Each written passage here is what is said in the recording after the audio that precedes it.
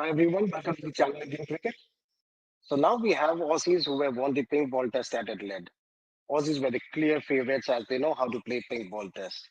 They have an impeccable record and they live up to it. And Mitchell Stark, he's a beast in pink ball test and he proved yet again as being the nemesis of India. Remember what I said, if India need to win the pink ball test or any test this series, 2 to 3 out of the top order needs to click.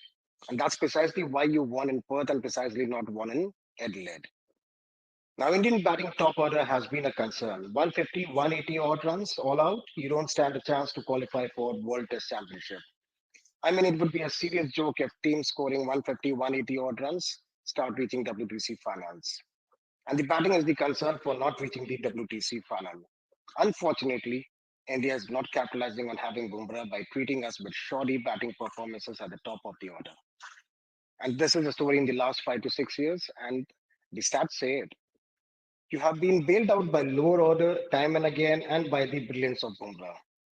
As I said in my Adelaide match preview, the team winning the toss should take bowling as the conditions would be overcast. Not sure at all why India chose batting in those conditions. I mean, India has a serious problem in pink ball test, and there's no two ways about the same, and the management needs to look into it. The second thing I have mentioned in my Adelaide preview was Rohit batting down the order and Rahul opening at Adelaide. And more importantly, I mentioned Rohit might open starting the third test, and that looks to be a distant possibility now. The matter of dismissals, Virat Kohli is getting out. I guess he has to leave deliveries outside the off stump, and he is good to go.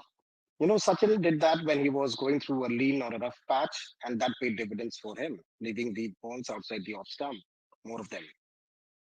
Would want to see Rohit Sharma open the batting in Brisbane and Rahul at number 5 or 6. That would stabilize things in the Brisbane test. The support for Bumrah has been there in the second Adelaide test.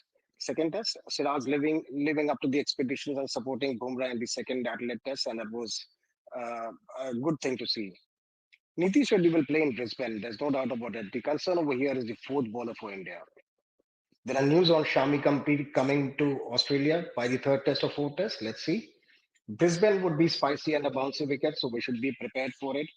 India would really want to up the ante as this is not helping their cause at all. The batting is on a decline. This is the this is the thing from the time when Ravi Shastri was also a coach. I mentioned 5 to 6 years. Rohit Sharma is becoming an unwelcome headache for the team. Before the second test, all were speaking of Manas Labusche and no one was speaking about Rohit Sharma. I mean, he has of late become a big headache for the Indian team, basis his performance in the last 10 innings. So that's a really big concern for the Indian team. I mentioned in one of my videos the itinerary which was prepared for the Australia series by the Australians, who was keeping in mind that Aussie would be two up by now.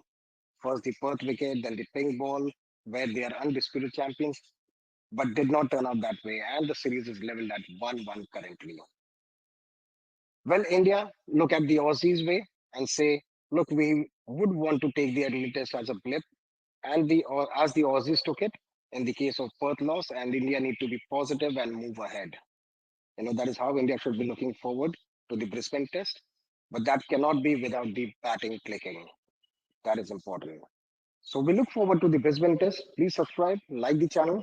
Thank you very much for watching the Indian cricket. Have a nice day.